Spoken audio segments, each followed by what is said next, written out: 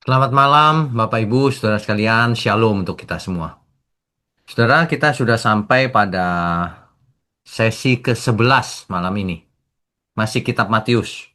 Jadi, rupanya Injil ini akan sesinya panjang sekali. Ya, malam ini temanya adalah saat hidup berbeban berat. Kita ambil dari pasal Matius pasal 11, seluruh satu pasal ya malam ini ya. Oke, em, untuk itu mari kita siapkan seluruh keberadaan kita. Mari kita tundukkan kepala. Mari saudara, kita berdoa. Bapa kami yang di surga, terima kasih untuk malam hari ini. Kembali kami mau mendengarkan firman-Mu dan kami mau belajar.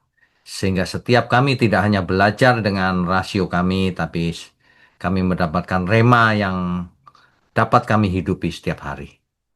Terima kasih, urapi mulut hamba-Mu untuk menyampaikan kebenaran ini. Hanya di dalam nama Tuhan Yesus kami berdoa. Amin.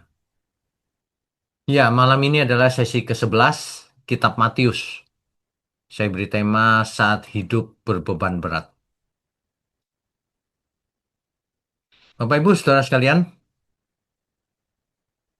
Matius pasal 11 itu menyoroti bagaimana Yohanes Pembaptis bisa juga ragu-ragu loh.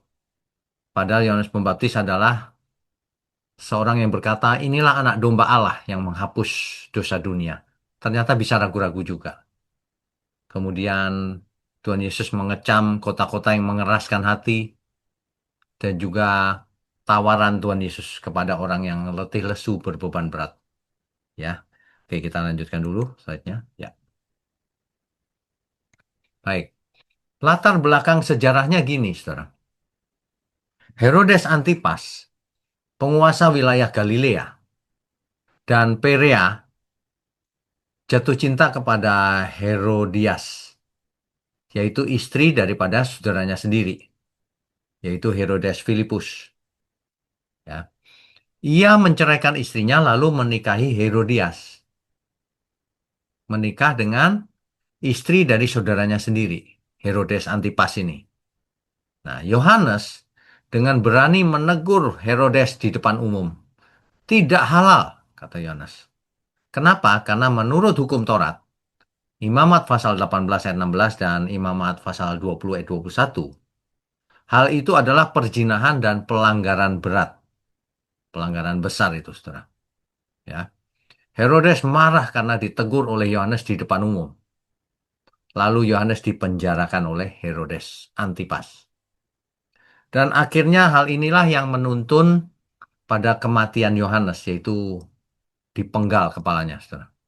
Yohanes Pembaptis ini ya. Oke, kita lanjutkan. Jadi Yohanes Pembaptis ini di penjara, saudara. Matius pasal 11 ayatnya yang kedua itu. Dikatakan Yohanes ada di penjara. Dan itu dijelaskan motifnya di Matius 14 ayat 3 sampai 4. Bentar ya, saya ya. Jadi dijelaskan di Matius 14 ayat 3 sampai 4 bahwa Herodes lah yang menangkap Yohanes sehubungan dengan perbuatan Herodes itu tadi, menikahi istri saudaranya sendiri, ya. Dan Yohanes berani menegur di depan orang banyak. Dicatat juga di Markus 6 ayat 17 sampai 18. Dicatat juga di Lukas pasal 3 ayat 19 sampai 20, ya. Jadi di, di Lukas pasal 3 ini dikatakan bahwa Yohanes menegur Herodes bukan hanya soal Herodias, tapi juga semua kejahatan lain yang diperbuatnya. Ini Yohanes Pembaptis ini sangat berani, saudara. Oke, kita lanjutkan. Ya. Jadi Yohanes ini meskipun luar biasa, tapi sempat meragukan kemesiasan Tuhan Yesus, saudara. Ya, ketika ia berada di penjara. Yohanes menyuruh murid-muridnya untuk menanyakan hal itu kepada Tuhan Yesus. Coba kita baca ya. Matius pasal 11, ayatnya yang ketiga. Lalu menyuruh murid-muridnya bertanya kepadanya, engkaukah yang akan datang itu? Atau haruskah kami menantikan orang lain? Yohanes ragu, saudara. Bener nggak nih? Gitu. Ya. Tapi jawaban Yesus jelas ayat 4 sampai 6. Yesus menjawab mereka, "Pergilah dan katakanlah kepada Yohanes apa yang kamu dengar dan kamu lihat. Orang buta melihat, orang lumpuh berjalan, orang kusta menjadi tahir, sembuh dari kustanya. Orang tuli jadi mendengar, orang mati bangkit, dibangkitkan, dan kepada orang miskin diberitakan kabar baik." Itu jelas sekali, saudara. Dan berbahagialah orang yang tidak menjadi kecewa dan menolak aku. Jadi itu jawaban Tuhan Yesus tegas sekali. Ya, kamu masa nggak lihat apa yang kulakukan? Gitu ya, kira-kira begitu. Oke, kita lanjutkan. Jadi pelajaran teologisnya dari kasus ini, yang pertama ujian iman, saudara. Seringkali iman kita diuji ketika kita dalam keadaan sulit, ya. Ketika kita dianiaya, ketika kita diperlakukan tidak adil, ketika kita menderita, bagaimana respon kita? Jadi ngaco atau tetap pada kehendak Tuhan atau tidak? Itu akan kelihatan, saudara. Jadi ujian itu datang pada waktu kita dianiaya atau menderita atau keadaan lagi sulit, saudara. Ya, itu ujian iman. Bahkan Yohanes Pembaptis pun pernah ragu kan, goyah imannya. Nah, makanya Tuhan Yesus menegaskan dirinya tentang identitas dirinya. Bukan cuma klaim kosong, tapi lewat perbuatan nyata. Dan itu merupakan penggenapan dari nubuatan Yesaya. Yesaya pasal 35, ya. Yesaya pasal 35 ayat 5 dan 6. Pada waktu itu mata orang-orang buta akan dicelikan dan telinga orang-orang tuli akan dibuka. Pada waktu itu orang lumpuh akan melompat seperti rusa dan mulut orang bisu akan bersorak-sorai. Sebab mata air memancar di padang gurun dan sungai di padang belantara. Jadi Tuhan Yesus ini menggenapi nubuatan Nabi Yesaya. Di pasal 61 juga sama, ayat 1, saudara. Dikatakan begini, Roh Tuhan Allah ada padaku, oleh karena Tuhan telah mengurapi aku. Ia telah mengutus aku untuk menyampaikan kabar baik kepada orang-orang sengsara dan merawat orang-orang yang remuk hati, untuk memberitakan pembebasan kepada orang-orang tawanan dan kepada orang-orang yang terkurung kelepasan dari penjara. Jadi Tuhan Yesus menyatakan kepada Yohanes, masa kamu nggak lihat yang kulakukan? Penggenapan dari nubuatan Nabi Yesaya. Ya. Terus yang ketiga, ukuran kemuliaan, saudara. Di ayat 7 sampai 11, ini urut nih, saudara. Ayat 7 sampai 11, ya, Matius pasal 11, ayat 7 sampai 11, ya. Setelah murid-murid Yohanes pergi, mulailah Yesus berbicara kepada orang-orang banyak itu tentang Yohanes. Untuk apakah kamu pergi ke padang gurun, melihat buluh yang digoyangkan angin kian kemari? Atau untuk apakah kamu pergi, melihat orang yang berpakaian halus? Orang yang berpakaian halus itu tempatnya di istana raja. Jadi, untuk apakah kamu pergi, melihat nabi? Benar. Dan aku berkata kepadamu bahkan lebih daripada nabi. Karena tentang dia ada tertulis, lihatlah aku menyuruh utusanku mendahului engkau. Ia akan mempersiapkan jalanmu di hadapanku. Aku berkata kepadamu, sesungguhnya di antara mereka yang dilahirkan oleh perempuan tidak pernah tampil seorang yang lebih besar daripada Yohanes Pembaptis. Namun yang terkecil dalam kerajaan surga lebih besar daripadanya. Saudara, ini gaya bahasanya bagus ya, saudara. Yang terbesar Yohanes Pembaptis sebelum sampai hari itu. Tapi yang terkecil dalam kerajaan surga lebih besar dari Yohanes. Makanya yang penting itu bukan besar di bumi. Yang penting itu di kerajaan surga. Dalam kesempatan lain, para murid berkata, Tuhan, aku bisa mengusir setan loh. Bisa bikin mujizat.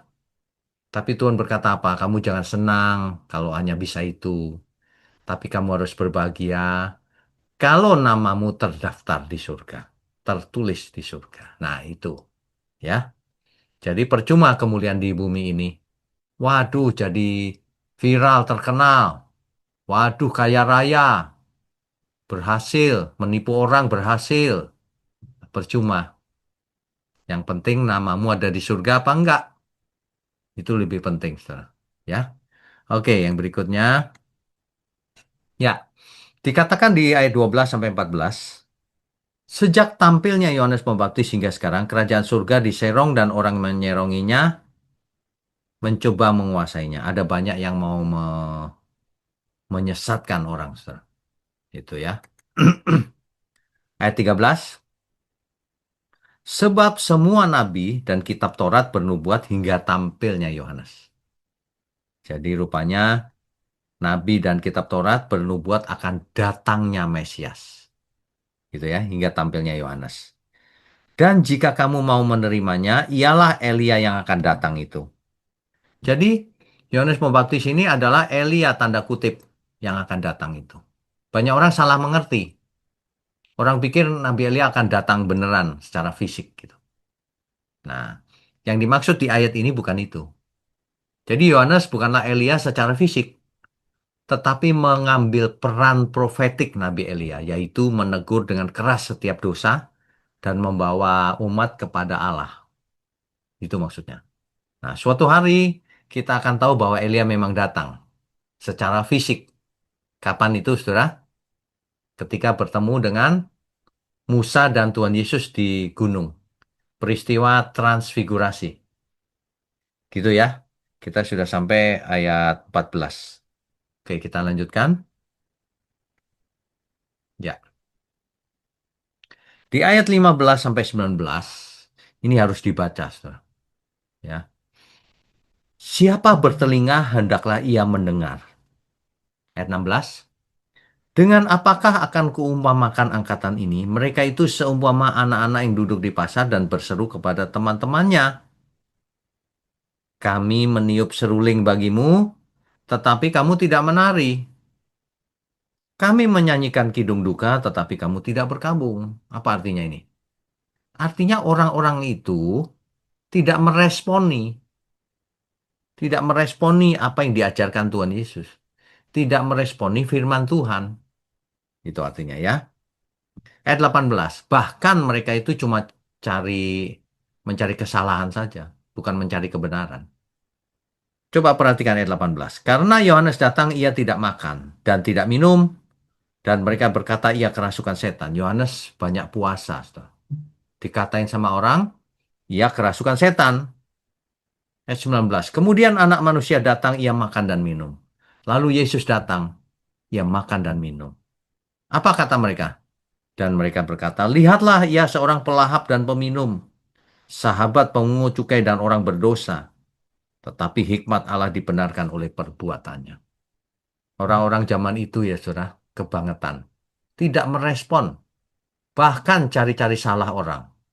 Yohanes yang suka puasa dibilang kerasukan setan. Yesus yang makan dan minum dibilang tukang makan dan tukang minum. Memang generasi ini generasi yang jahat ini yang dimaksud Tuhan Yesus ini. Ya, kita sudah sampai di ayat 19. Oke, kita lanjutkan.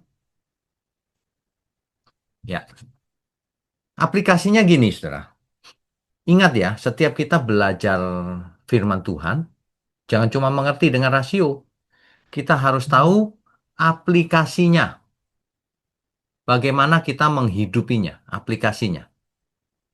Iman di tengah penderitaan, ketika kita sedang menderita, dianiaya, diperlakukan tidak adil, kita jangan ragukan janji Tuhan. Jangan pernah ragukan, saudara. Ya, kita harus tetap tegak iman kita, terutama di tengah penderitaan, penganiayaan, penipuan, dan serangan-serangan lain. Kita harus tetap bertumpu pada karya nyata Tuhan Yesus. Janjinya pasti nyata. Bukan berdasarkan apa yang kita rasakan, cuma perasaan. Aduh, perasaan ini, perasaan itu. Perasaan manusia tidak objektif, subjektif. Jadi jangan kita menggunakan perasaan kita, tapi menggunakan firman Tuhan dan fakta. Itu ya. Jadi kita harus fokus pada karya Kristus dan bukan pakai perasaan sendiri. Begitu ya. Oke, kita lanjutkan. Ya, berikutnya ayat 20 sampai 24. Saudara. Di ayat 20, lalu Yesus mulai mengecam kota-kota yang tidak bertobat, sekalipun di situ ia paling banyak melakukan mujizat-mujizatnya. Nah, ini. Saudara, perhatikan baik-baik, ya. Perhatikan baik-baik ayat ini, ayat 20 ini. Dan Yesus mulai mengecam kota-kota yang tidak bertobat. Meskipun di situ yang paling banyak melakukan mujizat-mujizatnya. Artinya apa? Artinya mujizat itu tidak membuat orang bertobat. Artinya kalau gereja itu tekanannya mujizat, itu gereja yang salah itu. Bukan berarti tidak boleh ya. Mujizat memang ada, nyata. Tapi kalau yang utama itu mujizat, gereja itu salah. Sudah, sudah dikasih tahu oleh Tuhan Yesus di sini. Tuhan paling banyak melakukan mujizat di kota-kota tertentu, tapi justru kota itu tidak bertobat. Makanya saudara kalau ke gereja jangan cari mujizat, cari Tuhan dan kebenarannya. Ya, kalau nggak mau ya untuk apa belajar begini? Ini firman Tuhan ini. Ya. 21 perhatikan baik-baik. Kan banyak orang membayangkan Tuhan Yesus itu lemah lembut, nggak pernah marah, nggak teliti sih baca Alkitabnya. 21 dibaca tuh. Celakalah engkau, Korazim, kata Tuhan Yesus. Celakalah engkau, Betsaida. Karena jika di Tirus dan di Sidon terjadi mujizat-mujizat yang terjadi di tengah-tengah kamu, sudah lama mereka bertobat dan berkabung. Saudara tahu, di Tirus dan Sidon nggak ada mujizat. Tapi di Korazim dan Betsaida ini banyak mujizat. Tapi kamu nggak bertobat. Gitu ya. Makanya gereja yang mengumbar cerita mujizat itu nggak bikin orang bertobat. Karena yang disampaikan khotbahnya juga banyak yang salah kan. Yang nomor satu itu firman, bukan mujizat. Ya, oke. Ayat 22. Tetapi aku berkata kepadamu pada hari penghakiman, tanggungan Tirus dan Sidon akan lebih ringan daripada tanggunganmu. Kenapa, saudara? Karena di Tirus dan Sidon nggak ada mujizat. Sedangkan kamu mengalami banyak mujizat, tapi kamu nggak bertobat. Hukumanmu lebih berat, gitu ya. 23. Dan engkau Kapernaum, apakah engkau akan dinaikkan sampai ke langit? Tidak. Engkau akan diturunkan sampai ke dunia orang mati. Karena jika di Sodom terjadi mujizat-mujizat yang telah terjadi di tengah-tengah kamu, kota itu tentu masih berdiri sampai hari ini. Di Sodom nggak ada mujizat seperti di Kapernaum. Kapernaum banyak mujizat. Tuhan Yesus melakukan banyak mujizat, tapi banyak orang tidak bertobat. Ayat 24. Tetapi aku berkata kepadamu pada hari penghakiman, tanggungan negeri Sodom akan lebih ringan daripada tanggunganmu. Kenapa? Karena kamu mengalami banyak mujizat. Kamu nggak bertobat. Itu kebangetan namanya. Gitu ya. Jadi, oke, kita lanjutkan sebentar. Ya. Jadi begitu, saudara. Dikecam oleh Tuhan Yesus. Dibandingkan dengan Tirus, Sidon, Sodom, kota-kota yang jahat tuh di perjanjian lama. Tapi hukuman mereka jauh lebih ringan nanti dibandingkan kamu. Kamu lebih jahat, sudah melihat mujizat, tapi tidak bertobat. Itu ya. Oke. Jadi pelajarannya apa nih, saudara, yang bisa kita dapat? Yang pertama, tanggung jawabnya besar. Kalau kita dikasih mujizat, kalau kita dikasih anugerah oleh Tuhan, maka tanggung jawab kita juga besar. Ya, kalau hatinya menjadi keras, nah, makanya mujizat tidak otomatis menghasilkan pertobatan. Hati yang keras bisa tetap menolak meskipun melihat mujizat yang besar-besar. Contohnya lagi kan kita tahu, kok, Israel melihat laut terbelah tapi nggak bertobat juga. Ya, makanya saudara jangan cari mujizat. Mujizat itu masih ada, tapi bukan diutamakan. Nah, respon yang dilihat oleh Tuhan bukan cuma ritual. Untuk apa ritual tapi responnya nggak ada. Artinya tidak melakukan dalam perbuatan nyata. Ya. Jadi aplikasinya gini loh, saudara. Kalau orang sudah terbiasa mendengar firman, kan banyak orang sudah terbiasa mendengar firman, ya.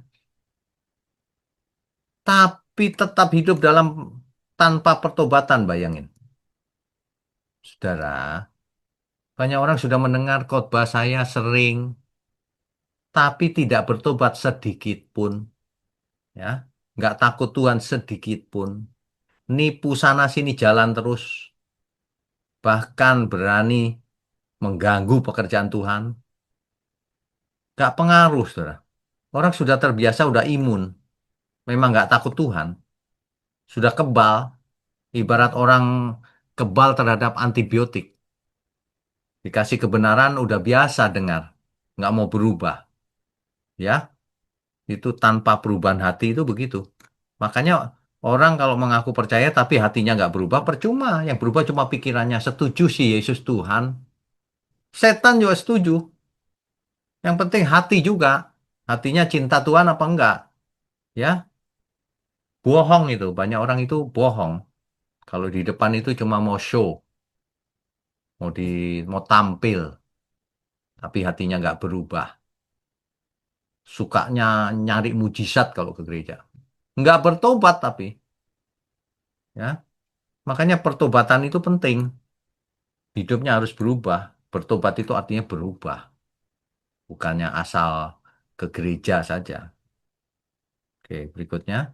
Ya, saudara ada yang istimewa di ayat 27. Di ayat 27 dikatakan begini.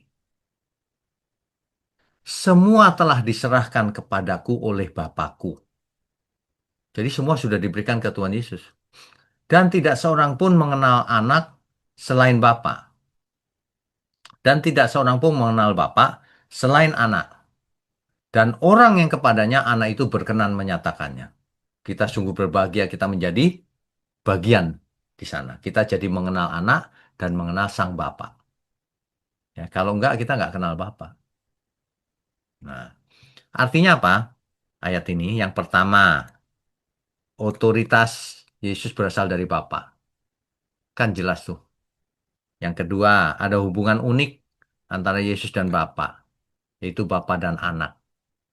Ya, tidak ada yang mengenal anak selain Bapa dan sebaliknya. Ini menunjukkan relasi yang eksklusif dan penuh kasih. Sangat istimewa. Yang ketiga, Yesus adalah satu-satunya jalan mengenal Bapa. Kalau tidak seorang pun sampai kepada Bapa kalau tidak melalui Tuhan Yesus. Manusia tidak bisa mengenal Allah dengan kekuatannya sendiri. Hanya melalui Yesus, Sang Anak, yang menyatakannya. Ya, hal ini sejalan dengan Yohanes 14 ayat 6. Tuhan sendiri yang berkata, akulah jalan dan kebenaran dan hidup. Tidak seorang pun datang kepada Bapa kalau tidak melalui aku. Itu jelas tuh. Ya, oke. Jadi, nah ini yang penting. Ini penting juga nih. Jadi begini loh, di ayat ke-28, Tuhan berkata begini, marilah kepadaku, semua yang letih lesu dan berbeban berat, aku akan memberi kelegaan kepadamu. Rupanya Tuhan Yesus tahu bahwa manusia itu letih lesu dan berbeban berat. Ya, oke, kita bahas ayat 28 dulu deh. Ini, saudara. Letih lesu, ya, dalam teks asli dipakai kata kopiontes. Artinya apa? Artinya letih lesu atau yang bekerja keras. Ya. Berbeban berat dipakai kata peportismenoi. Artinya memikul beban sangat berat. Susah hidupnya. Ya. Tuhan akan memberikan kelegaan. Kelegaan itu anapauso. Itu kelegaan, istirahat. Itu artinya kelegaan atau istirahat. Ya. Nah, jadi kata kopiontes ini bukan sekedar capek fisik, saudara. Letih lesu itu bukan soal letih lesu fisiknya, bukan hanya itu. Melainkan keletihan akibat kerja keras yang melelahkan, ini fisik masih ya, dan menghabiskan tenaga, serta menguras jiwa. Jadi rupanya jiwanya juga lelah. Lelah karena berbagai masalah. Ya. Nah, kemudian berbeban berat, peportismeno ini menunjuk pada beban yang dipikul oleh orang lain. Artinya beban yang ditaruh di atas seseorang, ditaruh beban gitu. Beban itu bisa berupa hukum, hukum Taurat, aturan agama, dosa, atau tekanan hidup. Bisa macam-macam, ya. Nah, Tuhan akan memberikan anapauso, artinya istirahat, kelegaan, penyegaran, supaya jiwa kita segar. Bukan hanya fisik, tetapi yang terutama batin dan rohani. Itu ya, saudara ya. Mengerti ya? Oke, kita lanjutkan. Jadi beban yang pertama itu hukum Taurat, saudara. Rupanya hukum Taurat ini membebani umat saat itu. Yesus bicara dalam konteks orang Yahudi nih, yang hidup di bawah tekanan hukum Taurat. Aturan-aturannya banyak sekali, salah dihukum, mata ganti mata, gigi ganti gigi. Jadi mereka hidup di bawah tekanan Taurat itu ketakutan juga. Karena orang Farisi dan ahli Taurat itu tidak berbelas kasihan. Salah ya dihukum, menurut Taurat kan gitu. Sedangkan hukum Taurat diberikan oleh Tuhan, tapi manusia hari itu salah menangkap konteksnya. Hukum Taurat hari itu dipakai untuk menghukum umat, sehingga umat hidup dalam ketakutan, rasa bersalah, tertekan, dan tidak pernah merasa cukup. Berbeban berat, saudara. Ya.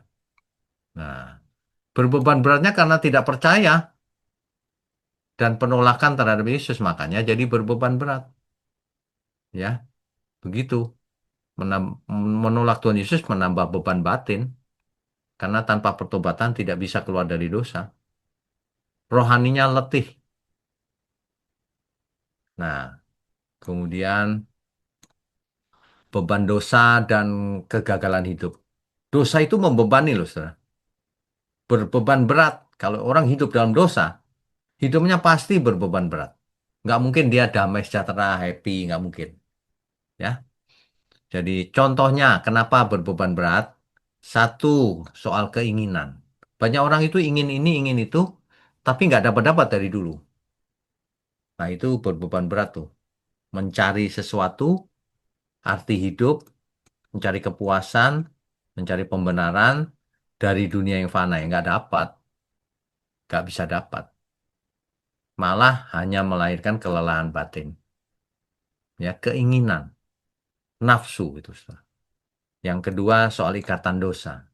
Membebani beban berat itu ikatan dosa. Dosa itu mengikat, menuduh, membuat hati tidak damai. Inilah yang dimaksud oleh Tuhan Yesus berbeban berat. Jadi bukan soal fisiknya capek sekali, bukan cuma fisik, termasuk jiwa dan rohnya capek, berbeban berat. Banyak keinginan, hidup dalam dosa, itu. Ya, makanya, makanya, saudara, Rasul Paulus menulis, tanggalkan beban dan dosa, dan berlari-lari ke depan, supaya menuju tujuan lebih cepat dan sampai di tujuan. Menang dalam peperangan rohani. Jangan ada dosa, jangan terbebani oleh berbagai macam keinginan. Ya, oke, berikutnya tidak adanya damai sejahtera menjadi beban berat. Ya, banyak orang mencari damai kan lewat kerja, karir, harta, religiusitas agama, nggak bisa dapat, merasa kosong pasti. Orang kaya saja bisa bengong, kosong hidupnya. Ya, makanya Tuhan Yesus menawarkan sesuatu yang berbeda. Bukan sekedar bebas dari aturan atau beban, melainkan hidup dalam kasih-Nya dan anugerah-Nya Allah. Maka lepaslah beban itu dan dosa. Makanya hidup di dalam Tuhan harusnya tidak letih lesu dan berbeban berat. Meskipun badan kita capek, tapi jiwa dan roh kita menyala-nyala, memuji Tuhan. Kesimpulannya, saudara, kita Matius pasal 11 ini. Yang pertama, Yesus adalah Mesias yang dinantikan itu. Meskipun Yohanes sempat ragu, tapi Tuhan Yesus sendiri yang menjawabnya.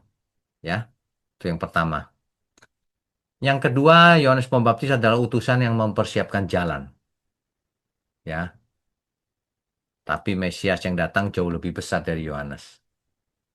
Manusia sering kali keras hati dan menolak bertobat, meski sudah melihat tanda-tanda kuasa Allah. Itu di, disampaikan oleh Tuhan Yesus, celakalah engkau, gitu kan? Tiro, Sidon, Kapernaum sudah melihat banyak mujizat, tapi tidak bertobat. Sama hari ini. Kalau ada orang datang ke gereja, dia lihat mujizat tapi tidak bertobat. Ya sama itu.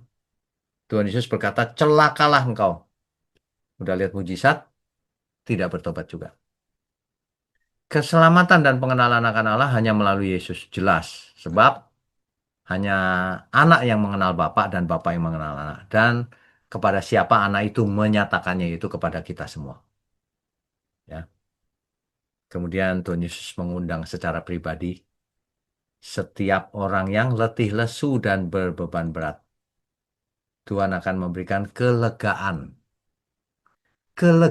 ketenangan, kesegaran jiwa, istirahat, itu semua, ya, diganti dengan damai sejahtera. Gitu ya, saudara ya. Ya, jadi sekali lagi, kalau kita mau belajar sungguh-sungguh firman Tuhan, bukan jangan hanya dianggap sebagai teori. Yang penting adalah aplikasinya. Bagaimana kita hidup mendapatkan hikmat dari firman Tuhan tadi, ya. Kalau orang mengerti hal ini ya, dia tidak akan fokus pada mujizat, mujizat yang fisik maksudnya. Nah, enggak. Kalau orang sudah dewasa tahu yang utama adalah firman. Mujizat boleh ada, boleh tidak. Maksud saya mujizat yang fisik ya. Misalnya kita sakit, boleh sembuh, boleh tidak, nggak masalah, asal hidup kita berkenan bagi Tuhan. Itu kalau orang mengerti. Jadi kalau orang ngomongnya mujizat terus, nah itu nggak mengerti dia artinya. Sebab hidup kita ini adalah mujizat. Kalau kita diangkat anak Allah itu sudah mujizat yang paling besar. Kalau Tuhan gembala kita, kita tidak ingin apa-apa lagi. Itu sudah mujizat yang luar biasa. Harusnya begitu ya, Bapak Ibu Saudara ya. Oke, kita bisa lanjutkan dengan tanya jawab. Kalau ada yang mau bertanya boleh, silakan raise hand. Baru satu, Pak Kris ya. Silakan Pak Kris.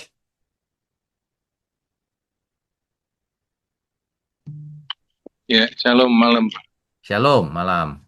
18 November. Ya, nggak apa-apa. Silakan. Ini apa yang Matius 11 ayat 28 ini sebetulnya kan sangat relevan dengan saat-saat seperti sekarang ini, Pak. Ya, betul. Cuma saya ini ada izin sharing sedikit, Pak, kalau Ya, diizinkan. ya, silakan.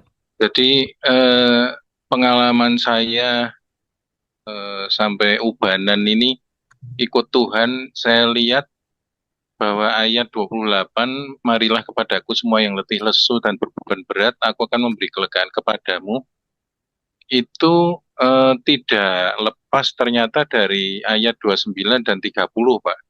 Ya, betul. Jadi ibaratnya itu seperti gini, kita ini bawa karung jelek besar, kita korek-korek sampah, kita penuhi dengan plastik bekas, kardus bekas, dan lain-lain yang berat sekali. Ya, Itu seolah-olah kayak Tuhan bilang, udah itu ditaruh dulu karungnya. Kamu sekarang eh, ngangkatnya benda lain. Misalnya ini dibawa ke dapur restoran mewah. Tapi kamu mandi dulu. Jadi seolah-olah kayak kita dipimpin Tuhan untuk melakukan sesuatu yang lain. Kalau eh, secara naluriah kan selama ini karena kita mengalami panas, terus mikul karung besar, oh, hidup saya sudah berat kok. Malah ditambahi aturan baru, mesti mandi, mesti pakai pakaian rapi, mesti apa. Ternyata terus nanti dididik Tuhan untuk mulai ngupas wortel atau apa. Ini hanya ilustrasi, Pak, dari ya, pengalaman hidup saya. ya, Nah, kebanyakan kita itu kalau lagi beban berat, fokus kita pada masalah atau beban kita yang berat itu karung isi kardus bekas sama plastik bekas tadi, tapi bukan fokus kepada nyari Tuhan, perintah Tuhan. Nah, selama ini yang saya kerjakan itu nyari Tuhannya kalau lagi kepepet, lagi butuh, Pak. Maksudnya kayak orang, Pak Wiknya tahu maksud saya ya? Ya, ya, Pelarian, kalau orang Jawa ngomong tambal butuh itu, Pak. ya, tambal butuh itu namanya. Ya, nah, tapi ini Tuhan Yesus maunya sudah itu karung besarmu yang isinya rongsok itu taruh. Sekarang begini, pikul cook yang aku beri, karena apa nanti kamu pokoknya tahulah, ternyata ini lebih enak daripada yang kamu bawa-bawa itu. Jadi ayat 29-30 itu seolah-olah seperti itu, Pak. Ya, Terus nanti kita kerjakan sesuatu yang, maaf saya pakai gambaran tadi, seolah-olah kayak lebih efektif, lebih efisien, dan itu membawa kelegaan yang Tuhan bilang itu tadi. ya. Jadi selama ini ayat 28 yang saya alami, kalau saya nunggu-nunggu ayat 29-nya Tuhan, apa ini cooknya Tuhan, sambil sambil ngelihat ke Tuhan terus, matanya tertuju ke Tuhan. Ya. Nanti eh, tujuannya yang memberi kelegaan itu nanti betul-betul terjadi. Sudah berulang kali, Pak, ini, Pak. Ya. Hanya itu saja, menurut Pak Wiknyo, kira-kira koreksi bagaimana, Pak? Oke, Makasih. saya bacakan ayat 29 dan 30 ya. Pikulah kuk yang kupasang. Jadi rupanya kalau orang datang kepada Tuhan Yesus, kan dijanjikan kelegaan tuh, kesegaran jiwa dan roh. Caranya bagaimana? Dikasih kuk oleh Tuhan Yesus. Itu loh, kuk itu seperti lembu atau sapi atau kerbau yang diberi di sininya dikasih supaya nurut lurus tuh loh, membajak. Taruh di sini. Nah, rupanya supaya mendapat kelegaan, ditaruh kuk oleh Tuhan Yesus. Supaya apa? Supaya belajar kepada Tuhan. Supaya tidak menyimpang ke kiri, ke kanan. Ada cooknya. Nah, gitu. Tapi di situ karena aku lemah lembut dan rendah hati dan jiwamu akan mendapat ketenangan. Rupanya cook yang dipasang itu justru membawa kepada ketenangan. Orang yang nggak memasang cooknya, nggak mau dipasang cooknya oleh Tuhan Yesus, dia menyimpang ke kiri, cari sana, cari sini. Akhirnya malah letih lesu, berbeban berat. Kira-kira gitu ya. Ayat 30-nya dijelaskan sebab kuk yang kupasang itu enak dan bebanku pun ringan. Sebenarnya gini loh, dalam bahasa sederhananya, kita itu jangan hidup menurut suka-sukanya kita sendiri. Ikut aja menurut kehendak Tuhan, arah yang Tuhan kita dipimpin oleh Roh Kudus, oleh Tuhan. Bagaimana kita harus hidup. Taruh kuk. Kuk itu enak, ngikut aja. Itu maksudnya. Ya, dengan bahasa apa ilustrasi macam-macam ya boleh-boleh aja. Tapi intinya itu bahwa kita kalau maunya sendiri nanti menyimpang ke kiri, ke kanan dan sebagainya. Belum jatuh dalam dosa dan sebagainya. Tapi kalau dipasang kuk oleh Tuhan, lurus kita menuju tujuan lebih cepat, lebih ringan, lebih enak. Ya, Gitu. Pak. Soalnya seolah-olah kalau kita lagi banyak masalah itu, Tuhan masalah saya mau diangkat. Kita sering dengar tuh orang Kristen doa, Tuhan angkat masalah saya. Ya, Padahal Tuhan Yesus maunya itu sampahmu ditaruh dulu, kamu mikul kuk. Jadi ya. seolah-olah kayak, loh, kok malah saya suruh mikul ada masalah baru dalam tanda kutip, seolah kayak gitu, Ya. Pak. Satu Padahal lagi, itu, ya, satu lagi yang harus kita perhatikan, harus belajar. Banyak orang ikut Tuhan Yesus. Aku percaya masuk surga, nggak belajar, nggak bisa. Belajarlah kepadaku. Itu kalimatnya. Gitu. ya berarti ikut OBS-nya jadi lebih kenceng harusnya, Pak, Nah, ya, kalau harusnya nggak salah, begitu. Pak, ya. Iya. Iya, Pak. Iya, Pak. Oke. Makasih, Pak. Ya, Tuhan Tuhan berkati. berkati. Berikutnya Pak Joko, silakan Pak.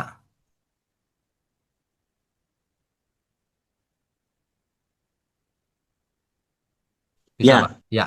Oke, silakan. Nah, ke mute lagi Pak. Ke mute lagi Pak. Ya, ya, oke, sorry Pak. Saya mau tanya Pak, ini terkait dengan buah pelayanan.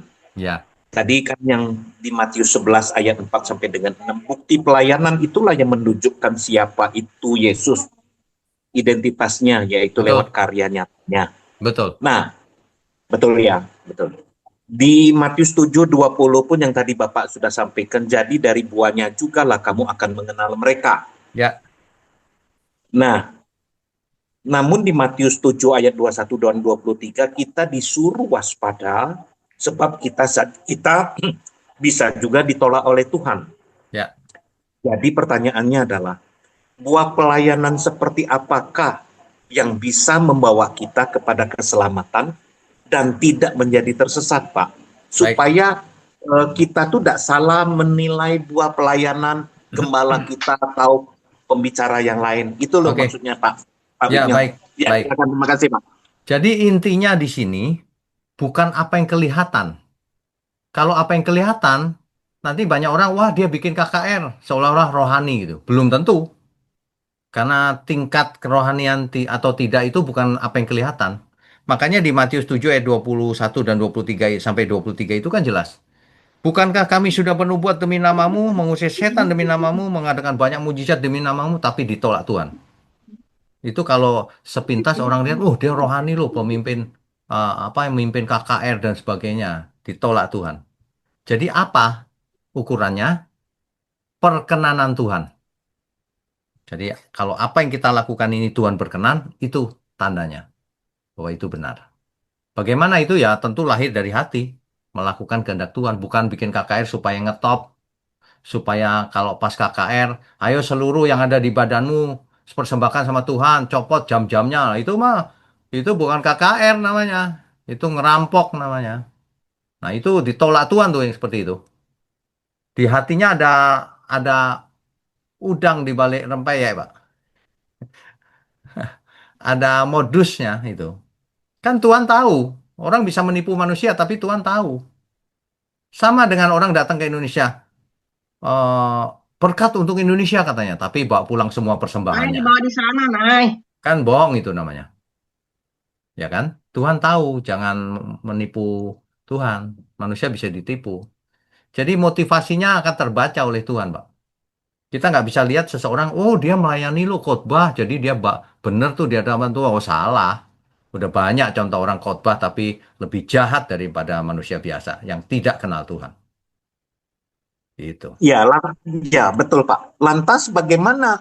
Saya bukan untuk ngomong membedakannya, Pak, ya, Ya, ya, membedakan pembicaranya.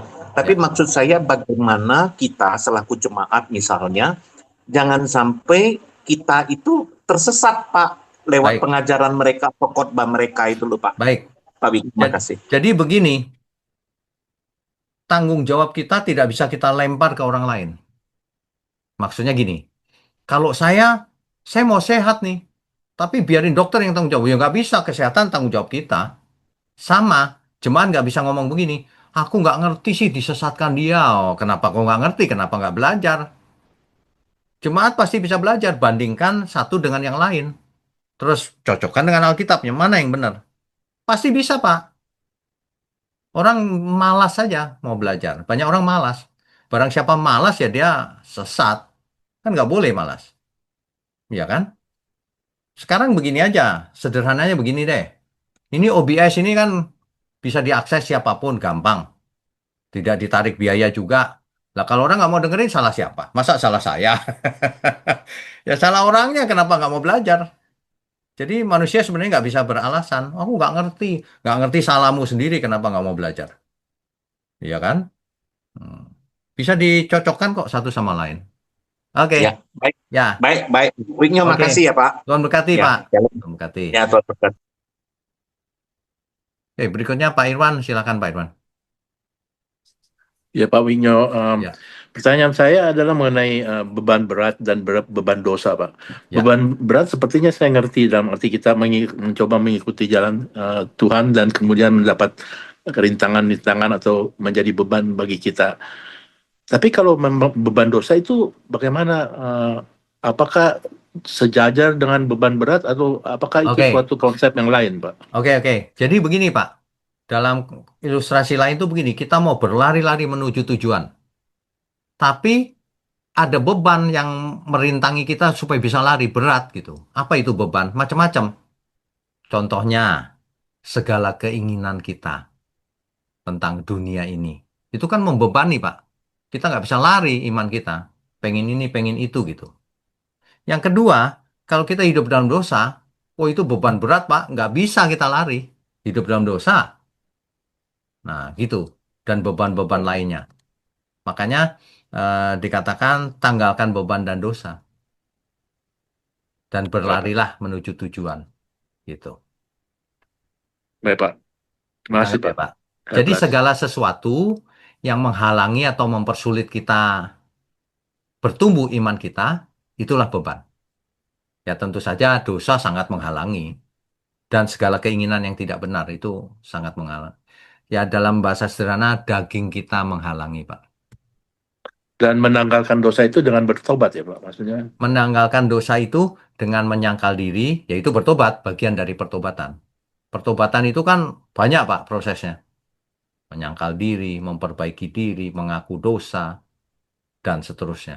Sehingga perbuatan kita nyata bahwa ternyata aku dipimpin oleh roh. Akhirnya gitu. Tidak dipimpin oleh daging lagi. Gitu, Pak. ya. Baik, Pak. Terima kasih, Ya, Pak. oke, God bless. Tuhan berkati. Baik, berikutnya Bu Ivon. Silakan, Bu.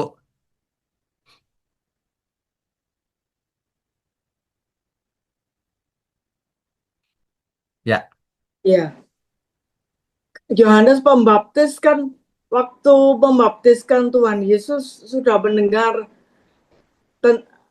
Allah Bapa, Putra, dan Roh Kudus itu, Pak. ya. Eh, tapi sudah jadi dia melihat dan mendengar sendiri, tapi bisa ragu, Pak. Kemudian pertanyaan saya, kita sekarang yang di sini tidak melihat seperti itu, tapi sudah berima Roh Kudus dan sudah mengalami seumpama, Pak. Tapi bisa menyeleweng juga. Ini bagaimana ya, Pak? Eh, Selama manusia belum menutup mata, masih bisa nyeleweng, Pak, Bu. Contohnya ya, nanti Ibu baca di Ibrani pasal 6, itu ayat 4 sampai 6, ya. Itu jelas tuh. Ada orang yang pernah diterangi hatinya, pernah mengecap karunia surgawi, pernah mendapat bagian dalam Roh Kudus, mengecap firman yang baik, udah di gereja, udah khotbah bahkan, namun yang murtad lagi ayat 6-nya. Tidak mungkin dibarui sekali lagi sedemikian hingga mereka bertobat. Nggak mungkin bertobat lagi. Sudah dengar firman, sudah semuanya, murtad lagi ya udah kebal. Makanya saya ngeri lihat orang-orang seperti ini. Sudah di gereja, sudah dididik dengan baik, sudah khotbah bahkan. Murtad lagi, selesai udah. Apa dia tidak sadar ya, Pak? Cinta dunia, itu. Hmm. Jadi orang itu nggak bisa cinta dua-duanya. Cinta Tuhan atau cinta dunia, gitu aja deh. Ya. Kalau cinta dunia pasti nggak cinta Tuhan, pasti. Hanya karena harta aja dia menyeleweng jauh meninggalkan Tuhan. Melawan Tuhan bahkan. Cuman duit, ya itu mah orang bodoh itu mah. Kalau ditawarin mau uang atau kekekalan, dia kekekalan lah anak kecil juga tahu. Tapi prakteknya orang lebih milih harta. Itu orang bodoh itu namanya. Gitu. Kalau dia masih bilang cinta Tuhan, Pak, semuanya Di mulut semuanya boleh ngomong baik. cinta Tuhan, di mulut. Tapi Hmm. dari buahnya kita akan tahu orang cinta Tuhan atau tidak. Di mulut semua orang ngomongnya cinta Tuhan. Mana ada yang orang ngaku cinta setan? Ya nggak ada lah. Tapi perbuatannya menggambarkan dia cinta siapa sebenarnya. Begitu. Jadi iblis sangat menipu ya. Ini dari iblis atau dari dirinya sendiri? Dua-dua, Pak. Dua-duanya. Ya iblis tentu saja jualannya yang enak-enak lah. Kalau iblis datang dengan taring gitu ya semua orang nggak mau ikut dia. Iblis tampil sebagai wanita cantik, sebagai daya tarik dunia ini, sebagai ego yang tinggi. Nah itu iblis semua. Oke? Yang kedua, Pak, bagaimana kita bisa tetap menyala-nyala, Pak, Oke. melayani? Nah, ini sebenarnya hubungannya tetap pada cinta Tuhan atau tidak. Kalau orang cinta Tuhan ya nggak bisa padam, menyala-nyala. Tubuh bisa capek loh, fisik ini capek sekali. Tapi rohnya menyala-nyala terus. Itu cinta Tuhan. Jadi sangat bohong kalau orang bilang, aku bosen lo melayani. Nah itu nggak cinta Tuhan pasti.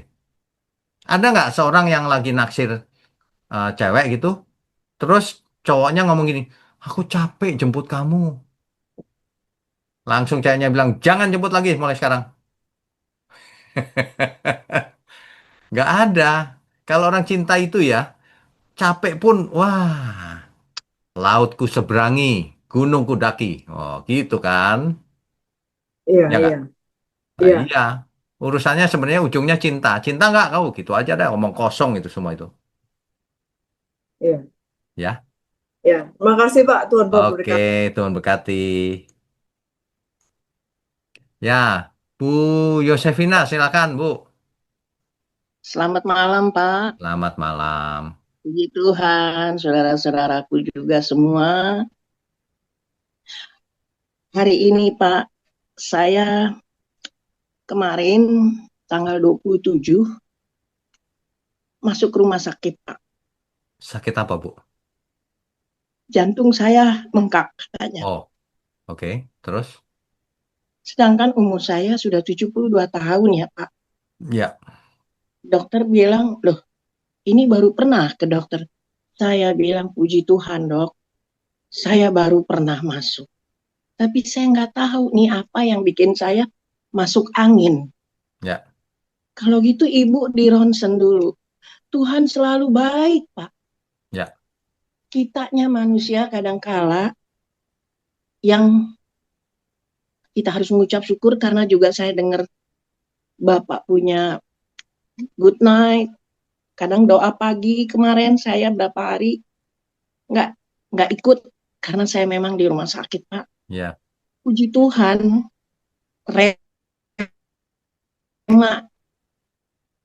di dalam kehidupan saya setiap hari good night itu, Pak. puji Menjadi Tuhan. yang penting Tuhan mau dari kita buah-buahnya, Pak ya. Yang Ya, tadi Bapak ya seperti tadi betul. bilang, saya dari tahun 93 itu yang saya habis dari keluar ajaran sesat itu, Pak. Ya, Saya mengerti apa rencana Tuhan. Saya sudah Tuhan tempat saya seperti Ayub, Pak. 15 tahun saya sakit kulit, saya sembuh tanpa obat. puji Kemarin Tuhan. itu, Pak, saya jelas dengar suara Tuhan, Pak. Puji Tuhan. Luar biasa, kebetulan di ruangan itu, Pak, saya sendiri. Yang satu baru keluar di kelas 3, Pak. Ya, Jadi saya di kelas 3 itu saya sendiri, Pak. ya, Saya bilang, suster, saya mohon maaf, sus. Kenapa ibu? Tolong TV-nya dimatikan. Saya ingat Bapak Wiknyo punya firman Tuhan yang menyatakan, undanglah Yesus, kuduskan dirimu. Luar biasa. Menjadi rema di dalam kehidupanku, Pak, setiap saat. puji Tuhan. Di dalam hari tua saya ini, begitu saya berdoa, saya bilang, Tuhan, apakah saya tidak menyenangkan hati Bapa? Suara itu baru saya dengar kembali, Pak. Jangan takut, anakku. Saya bilang, kalau Tuhan menyatakan itu, terima kasih Tuhan, Engkau sangat baik buat aku. Terus Amen. pas hari Sabtu saya masuk, Pak, hari Minggu, Pak, sore, dokter jantungnya panggil saya.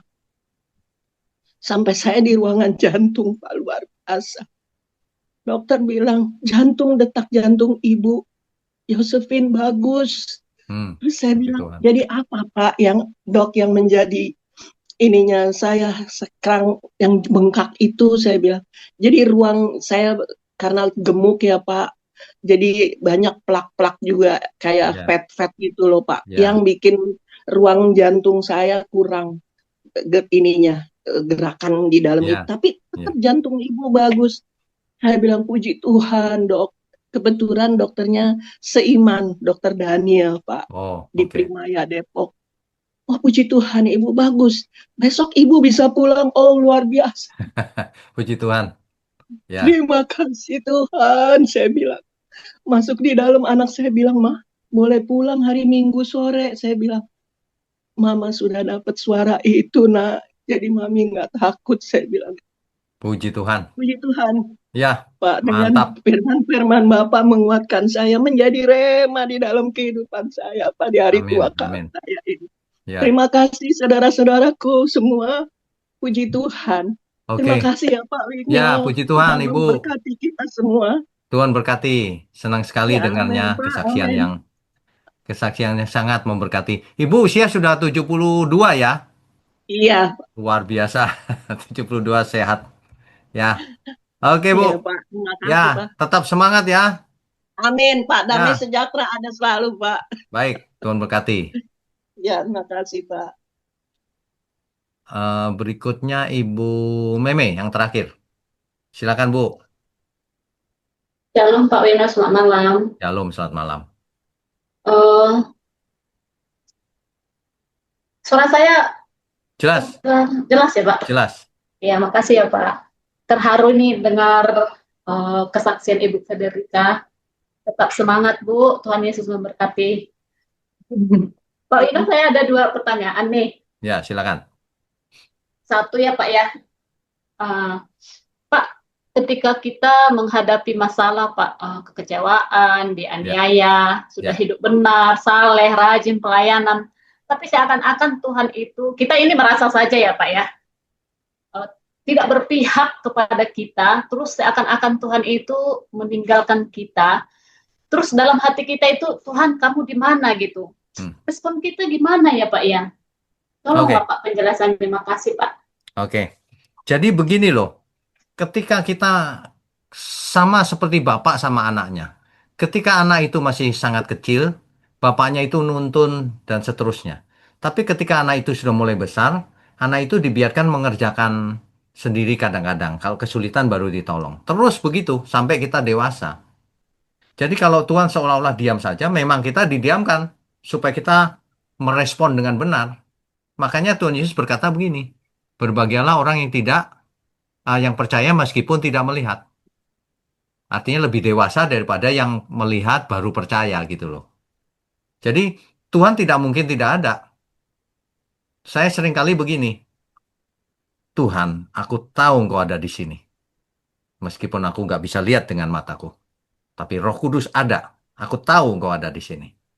Dan apapun yang terjadi pasti dalam kendali Tuhan.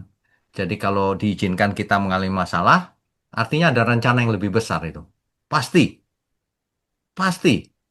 Makanya kita nggak boleh menyerah. Jadi kalau ada apa-apa, tenang aja. Tuhan ada di sekitar. Tuhan beserta kita. Jadi kita Amin. hadapi saja dengan tenang. Amin Pak. Amin. Nanti kita akan melihat solusinya Tuhan berikan. Asal kita kerjakan bagian kita. Yesus luar biasa.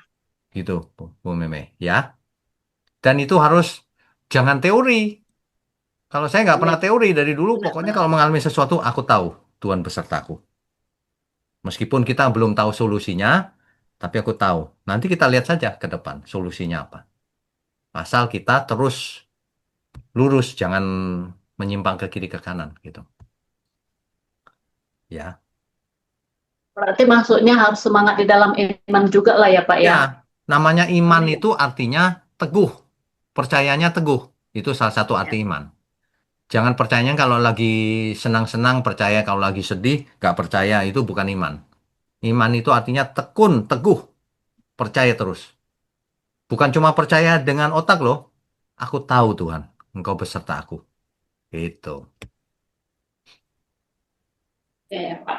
Tapi seakan-akan ya Pak, ketakutan itu, kecewa itu masih menghantui kita gitu.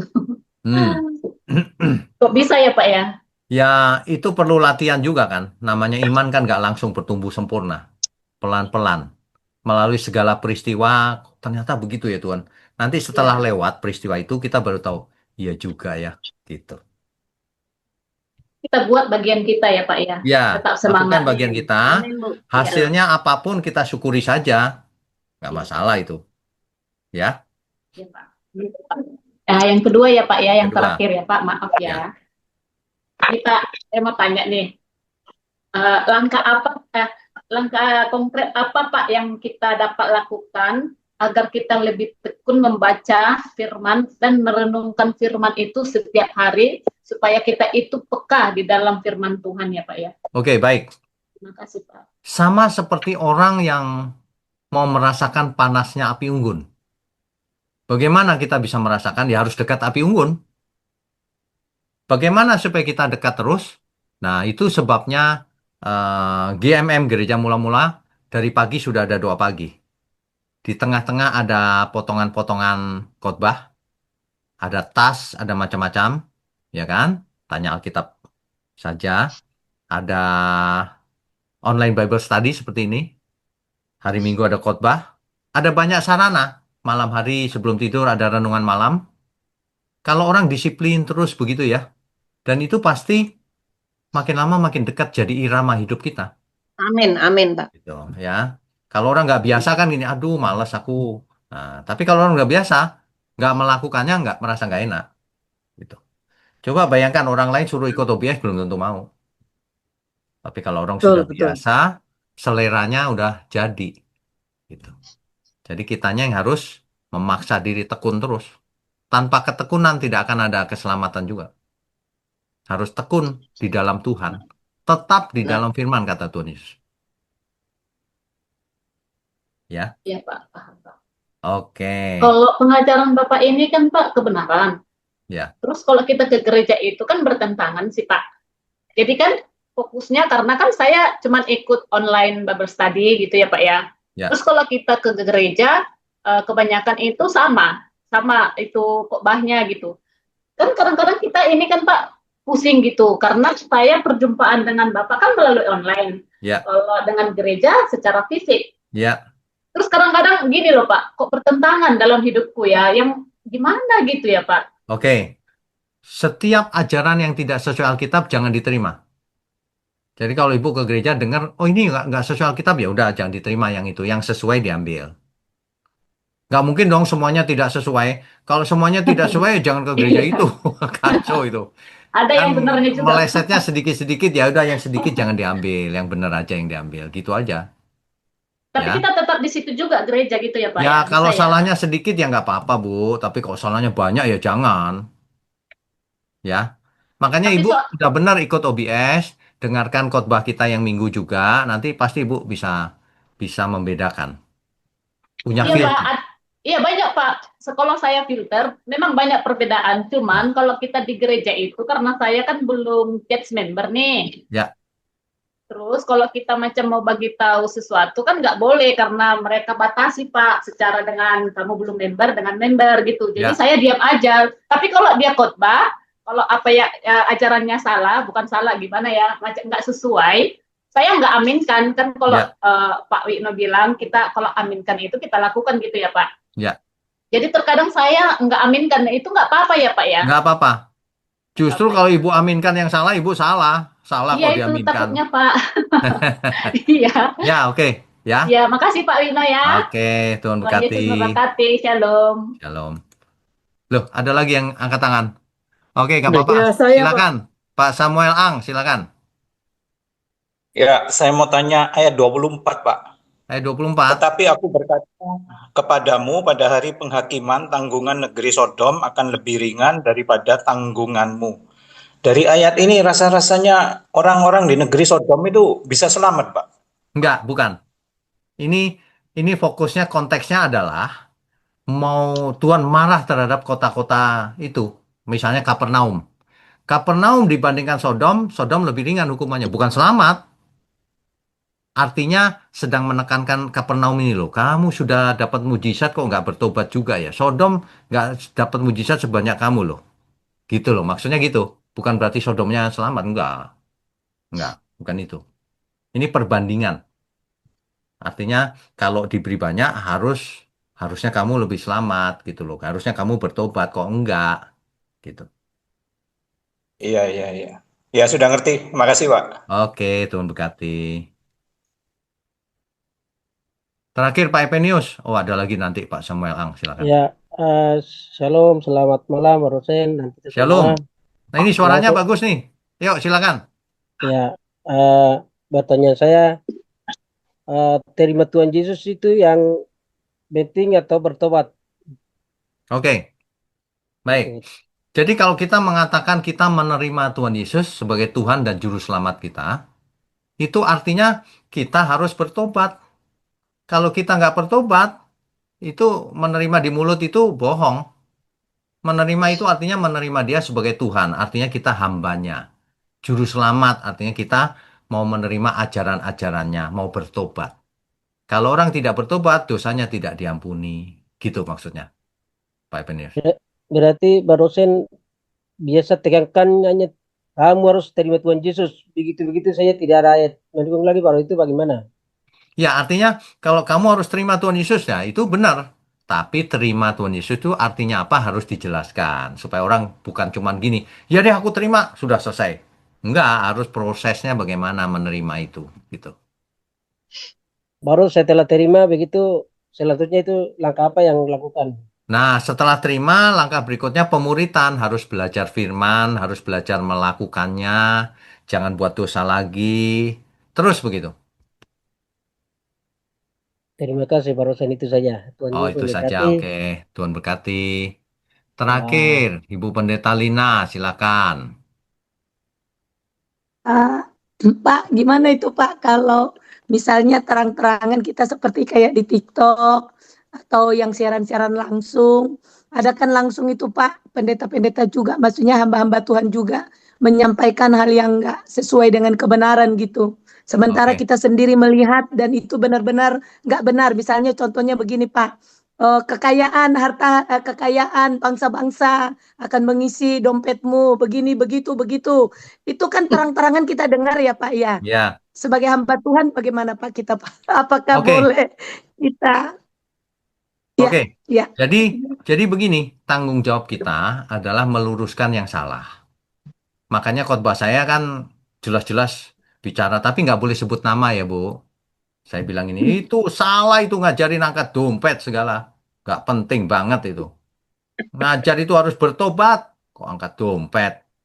Memangnya Tuhan bisa diperlakukan apa? Nggak hormat itu sama Tuhan namanya. Nah, gitu kan nggak apa-apa, Bu. Asal jangan sebut nama ya, sebut nama nggak boleh. Gitu. tapi kalau kita masuk di roomnya langsung ngomong nggak boleh ya Pak? Masuk di mana? Zoom? Masuk di roomnya kan Oh, live jangan. misalnya gitu Pak? Jangan. Nggak boleh ya Pak? Atau gini, kalau masuk di roomnya ngomong, tapi bicaranya harus Pak, itu nggak begitu Pak. Artinya ya boleh aja kalau kasih masukan. Paling marah nanti dia. Kan gitu. Ya kayaknya terang-terangan ya Pak hari-hari ini ya Pak ya. Tapi kok Iya. herannya kok banyak orang yang percaya, kok banyak orang yang suka ya Pak ya. Sedih Saya mau juga tanya sih. Ibu, kalau Tuhan Yesus hidup zaman sekarang, kira-kira Tuhan Yesus bilang apa? Celakalah kau, ngajarin yang Iya, salah-salah. Nah, iya. iya betul. Iya, soalnya penggemarnya banyak sekali, Pak. Saya Iya, nggak sampai apa-apa. geleng-geleng kepala, Memang Pak. banyak orang sukanya ke neraka sih memang. Ke surga kan dikit orangnya. Oke ya, Bu. Oke, Pak Wisnu, terima kasih. Tuhan Oke, berkati, Pak. Tuhan Cuma berkati. penasaran aja. Ya, Ya, Tuhan berkati, Pak. Tuhan ya. berkati. Oke, baik, Bapak Ibu, Saudara, selesai ya malam ini ya. Kita tundukkan kepala yuk. Mari kita berdoa.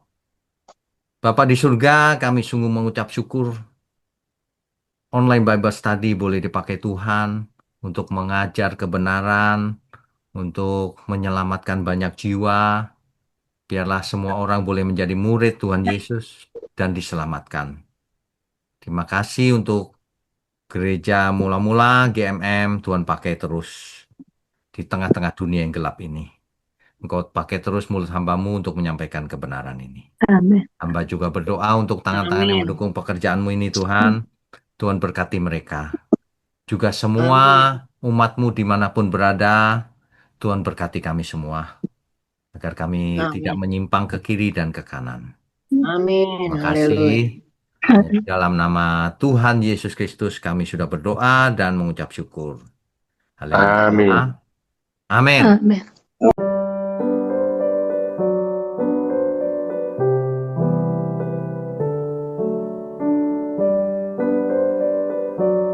Saudara sekalian, Bicara soal kebenaran, setiap orang merasa benar. Makanya semua kecap dinomor satukan. Ada orang yang mengatakan saya paling benar, ini paling benar, itu paling benar. Mana sebenarnya yang paling benar? Oleh sebab itu, hadiri seminar 7 natur kebenaran dan aplikasinya. Seminar ini wajib dihadiri oleh para teolog, apologet, pengkhotbah, bahkan oleh para jemaat sendiri, agar kita bisa membedakan manakah yang benar, manakah yang salah. Inilah alat uji kebenaran yang sangat objektif dan alkitabiah. Pastikan saudara ikut dan ajak seluruh saudara dan sahabat-sahabat. Bapak-bapak dan ibu-ibu yang terkasih dimanapun berada, yuk kita belajar pelajaran Alkitab bersama secara online setiap hari Rabu jam 7 malam bersama Pendeta Bapak Wignio Tanto secara online, bisa melalui Zoom. Tetapi kita harus mendaftarkan dulu ke nomor berikut ini. Selamat bergabung dan Tuhan Yesus memberkati.